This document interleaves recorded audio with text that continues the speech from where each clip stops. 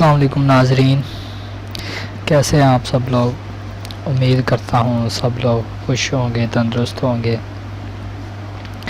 آج جو وظیفہ میں آپ لوگوں کو بتانے جا رہا ہوں یہ بہت ہی مفید ہے، بہت ہی فائدہ مند ہے، جو ہمارے آج کل کی زندگی کے لیے بہت ہی فائدہ مند ہے، کیونکہ آج کل ہر انسان کا کوئی نہ کوئی دشمن ہوتا ہے، اور انسان کی یہی کوشش ہوتی ہے کہ جو اچھے انسان ہوتے ہیں دنیا میں انہوں کی تو یہی کوشش ہوتی ہے کہ اللہ تعالیٰ ان کو ہدایت دے اور وہ ہم پر کچھ نہ کریں، ہمیں نقصان نہ پہنچائیں۔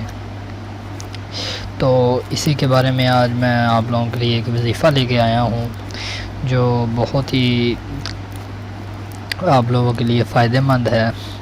انشاءاللہ آپ یہ وظیفہ کریں گے تو آپ کو بہت فائدہ ہوگا۔ اس وظیفے سے جو ہمارا آپ پہ دشمن ہے وہ آپ پہ غالب نہیں آئے گا، اور آپ سے وہ اس کے دل میں آپ کے لیے محبت پیدا ہوگی۔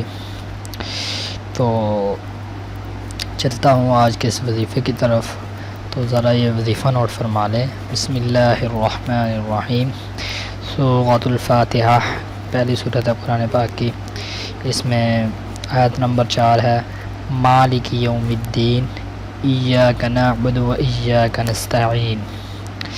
یہ دو آیتیں ہیں، اس میں ہم نے مالکی سے پہلے جو آیت نمبر 3 ہے شروع سے پہلے یا مالکی یوم الدین پڑھنا ہے۔ ہم نے کیا پڑھنا ہے؟ یا مالکی یوم الدین، اور یہ دن میں جتنے بھی زیادہ کثرت سے ہو سکے ہم اسے پڑھیں۔